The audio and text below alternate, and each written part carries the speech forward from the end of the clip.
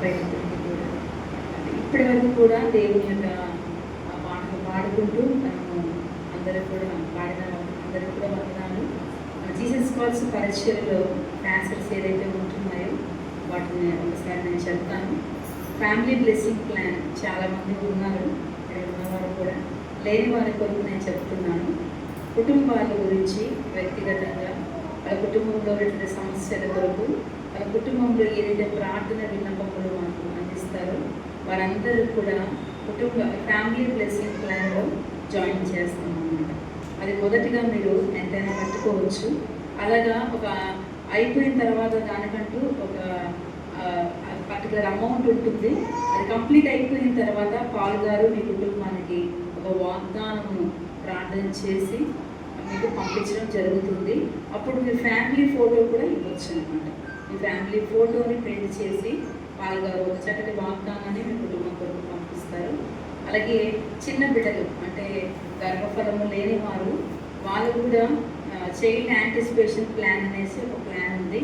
వాటిలో ఏంటంటే ముందుగానే విశ్వసించి దేవుడు నాకు గర్భము తెరుస్తాడని నమ్మకము విశ్వాసముతో ఆ ఫ్యాసెట్లో మీరు జాయిన్ అయినట్లయితే ఆ పథకంలో దేవుడు మిమ్మల్ని ఆశీర్వదించి చక్కటి బిడ్డను ప్రసాదిస్తారు. ఎన్నో సాక్ష్యాలను మనం కలిగి ఉంటున్నాం మన జీసస్ కాల్స్ పరిచర్యలో. కనుక ఏదైతే మీరు అమౌంట్ కట్టుకుంటూ ఉంటారో ఆ అమౌంట్ పుట్టినటువంటి అది ఆడపిల్ల కావచ్చు, మగ పిల్లడు కావచ్చు, అది వారికి పార్ట్నర్షిప్ ప్లాన్గా అది కన్వర్ట్ చేయడం జరుగుతుంది. కాబట్టి మీరిచ్చే ప్రతి రూపాయి కూడా పరిచర్యలో అది మీ కొరకు అలాగే పరిచర్య కొరకు వాడబడుతూ ఉంటుంది.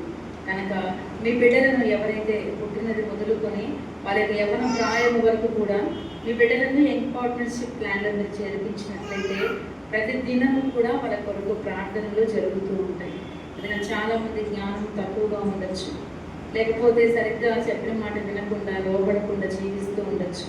కనుక ఎన్నో సమస్యలతో తమ బిడ్డలు ఉంటున్నారని చాలామంది తల్లిదండ్రులు వచ్చి మాకు ప్రార్థనలు విన్నపాలిస్తూ ఉంటారు. కనుక దయచేసి మీ పిల్లలు ఒకవేళ పార్ట్నర్షిప్ యవ్వన భాగస్తుల పథకంలో లేనట్లయితే దయచేసి చేర్పించండి. వాళ్ళని గొప్పగా ఉన్నతముగా దేవుడు ఆశీర్వదిస్తాడు.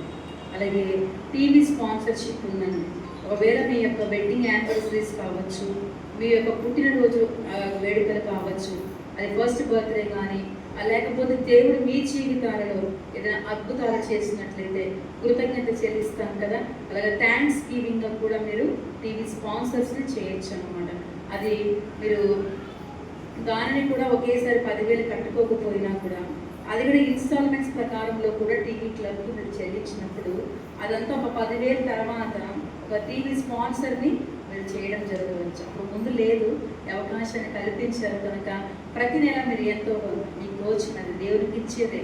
కాబట్టి మనుషులు కాదు, అది దేవుడి కొరకు విత్తబడినప్పుడు ఆ యొక్క శ్రేష్టమైన ఫలాలను మీ కుటుంబాల్లో మీరు అనుభవిస్తారు. కనుక ఆ టీవీ క్లబ్లో అయినా లేకపోతే ఒకేసారి 10,000 మీరు కట్టి ఒక టీవీ స్పాన్సర్ని చేసినట్లయితే దైవజనులు పాదరికరం గారి యొక్క కుటుంబ సభ్యులు మీ కొరకు భారంగా ప్రార్థన చేస్తారు. అలాగే మీరు ఏదైతే విన్నపాలు మాకు ఇస్తారో వీటి కోసం ప్రార్థన చేయండి, మా జీవితాలు ఇది జరగాలి అని అనుకుంటారు. అప్పుడు వాటి గురించి ప్రత్యేకంగా ప్రార్థన చేస్తారు. తద్వారా మీ జీవితాలు కూడా గొప్ప సేవకులు చేసినప్పుడు దేవుడు మీ జీవితాలలో కార్యాలు జరిగించడం జరుగుతుంది. కనుక అలాగే ఉద్యోగాలు చాలామంది బీటెక్స్, ఎంఎస్సి ఎన్నో మంచి చదువుకుని ఉంటారు బిడ్డలు, కానీ ఉద్యోగాలు పొందుకునే స్థితిలో ఉంటారు. వాళ్ళ కోసము ప్రత్యేకంగా ఈ మధ్య కాలంలో జాబ్ బ్లెస్సింగ్ ప్లాన్ అనేది ఒకటి విడుదల చేశారు పథకం. కనుక అది ఏంటంటే ఉద్యోగం లేని వాళ్ళ కొరకు, అలాగే ఉద్యోగంలో ఉన్నవారు ఉన్నతంగా దీవించబడడానికి వాళ్ళ శాలరీ హైక్స్, జాబ్ ప్రొటెక్షన్ కొరకు కూడా దానిలో మీరు చేరవచ్చు. కనుక అలాగే బిజినెస్ చిన్న వ్యాపారములు మొదలుకొని పెద్ద వ్యాపారముల వరకు, అది రియల్ ఎస్టేట్ బిజినెస్ కావచ్చు, చిన్న చిన్న కొట్లు కావచ్చు, లేకపోతే ఏదైనా పెద్ద బిజినెస్ కావచ్చు, అది బిజినెస్ వ్యాపార యొక్క పథకం అనేది ఉంది. కనుక దానిలో కూడా మీరు చేరవచ్చు. దేవుడు ఏ పథకంలో మీరు చేరినా, ఎన్ని ప్రార్థన గోపురాలు ఉన్నాయో వాటిలన్నిటిలో మీ కొరకు ప్రత్యేకంగా ప్రార్థనలు జరుగుతూ ఉంటాయి. కనుక దేని గురించి మీరు చింతించాల్సిన అవసరం లేదు.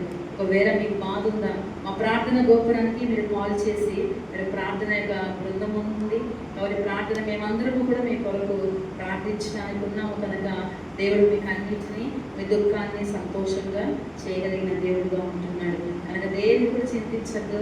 అయ్యగారు వచ్చినప్పుడు మేమందరం వచ్చినప్పుడు ప్రార్థన చేసుకోవడమే కాదు, నెలకు ఒకసారి వస్తాము, కానీ మీరు ప్రతి దినము కూడా మా ప్రార్థన గోపురానికి, విజయవాడ ప్రార్థన గోపురానికి మీరు కాల్ చేయొచ్చు. అలాగే ఉదయకాలము 7:30 గంటలకి ప్రారంభమవుతుంది. అలాగే రాత్రి 8:30 గంటల వరకు కూడా మన యొక్క ప్రార్థన గోపురము ఓపెన్లోనే ఉంటుంది కనుక ప్రార్థన వీరులు ఎప్పుడు కూడా ఇవ్వకూడదు. ఏ ఫోన్ కాల్ వచ్చినా భారముతో కన్నీటితో ప్రార్థన చేయడం జరుగుతుంది కనుక మీ ప్రార్థన విన్నపాలు మాకు తెలియచేయండి. ఎప్పుడు కూడా మేము ప్రేయర్ రిక్వెస్ట్ ఫామ్స్ ఇస్తాము, వాటిలో కూడా బ్యాక్ సైడ్ మీ ఫ్రంట్ సైడ్ మీ నేమ్ రాసి, బ్యాక్ సైడ్ మీ ప్రేయర్ రిక్వెస్ట్ రాసి మాకు ఇచ్చినట్లయితే, మీరు ఏదైతే ప్రతి నెల కానుకలు పెట్టి మాకు ఇచ్చి పంపిస్తున్నారో వాటి కొరకు ప్రార్థన చేస్తాం. ముఖ్యంగా సిస్టర్ గారు బాలు గారు మన దైవచంద్రుడు గారు అదే పనిగా సిస్టర్ గారిని పెట్టారు ప్రార్థన గోపురంలో. ఎందుకంటే మేమన్నా అన్ని వర్క్స్ చూసుకుంటూ కొంచెం బిజీగా ఉండొచ్చు, ఎందుకంటే యథార్థంగా మనం దేవుని సన్నిధిలో మాట్లాడాలి కాబట్టి. కానీ సిస్టర్ గారిని ఎందుకు పెట్టారంటే ఏ చిన్న విన్నపం వచ్చినా ప్రార్థన గోపురానికి వాళ్ళ కొరకు ప్రార్థిస్తూనే ఉంటారు చేపల్లో కూర్చొని. అలాగే వాళ్ళ యొక్క మళ్ళీ తిరిగి ఫోన్ కాల్స్ చేసి, అమ్మ ఎలా ఉన్నారు, ఈ సమస్యగా బాధపడుతున్నారు కదా, ఎలా ఉన్నారు, ఈ సమస్య తీరిందా, ఇంకా లేకపోతే ఏదైనా కొత్తగా ఏదైనా ఉన్నాయా అని అడిగి మరీ కనుక్కొని మీ కొరకు ప్రార్థన చేయడం జరుగుతుంది కనుక మీరు అందరూ కూడా ప్రార్థన గోపురాన్ని నెంబర్ తీసుకోండి, తప్పకుండా దానికి కాల్ చేయండి. కష్టాల్లో ఉన్న వారి కొరకు కూడా మన ప్రార్థన గోపురం నెంబర్ ఇచ్చినా కూడా అది కూడా ఒక రకమైన సువార్తనే, ఎందుకంటే వాళ్ళ కన్నీళ్ళు తుడవబడడం కూడా అదొక ఆశీర్వాదం. కాబట్టి ఈ ఫ్యాసెట్స్ ఉంటున్నాయి.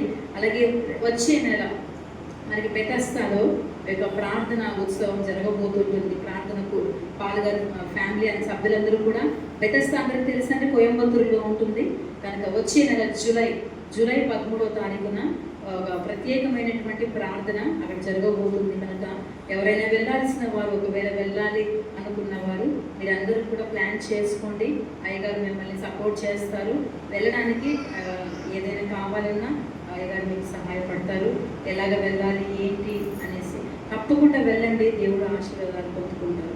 అలాగే మనకి ఈ నెల 20వ తారీఖు అంటే వచ్చే వారము 20వ తారీఖు ప్రతి నెల ఒక ప్రత్యేకమైనటువంటి ప్రార్థన కూడికను మనం కలిగి ఉంటున్నాం విజయవాడ ప్రార్థన గోపురంలో కనుక ఈ యొక్క 20వ తారీఖున జరగబోయేది కర్మేలు ప్రేయర్ ఫెస్టివల్ అని జరిగించబోతుంటున్నాం. కర్మేలు ప్రార్థనా సమావేశము అని కనుక మీరందరూ కూడా రండి. ఎవరైతే వస్తారో వాళ్ళు చెప్పినట్లయితే ముందుగానే మీ పేర్లు అక్కడ రాసి ఉంచినట్లయితే మీ కుటుంబాలకి సపరేట్గా స్పేసెస్ని ఇస్తాము. ఆ యొక్క స్థలంలో కూర్చొని దేవుని చక్కగా ఆరాధించవచ్చు. అలాగే దైవజనులు అనేకులు మన మధ్యకి రాబోతున్నారు. సువర్ణరాజు పాస్టర్ గారు కూడా మన మధ్యకి రాబోతున్నారు. ఆ యొక్క వాక్య పరిచయం చేస్తారు. అలాగే మీ సమస్యల కొరకు 1 గంట సేపు ప్రత్యేకంగా మీరు కన్నీటితో ప్రార్థన చేసే అవకాశము ఆ దినాన కల్పిస్తడం జరుగుతుంది. దైవజనులు అందరు దైవజనులు వచ్చి మీ మధ్యకి వాళ్ళ యొక్క యేసు రక్తాన్ని పూసి, యొక్క తైలాన్ని మీకు పూసి ఆయిల్ రాసి అనాయింట్మెంట్ చేస్తారు, అభిషేకిస్తారు. కనుక ఎవరు కూడా మిస్ కావద్దండి.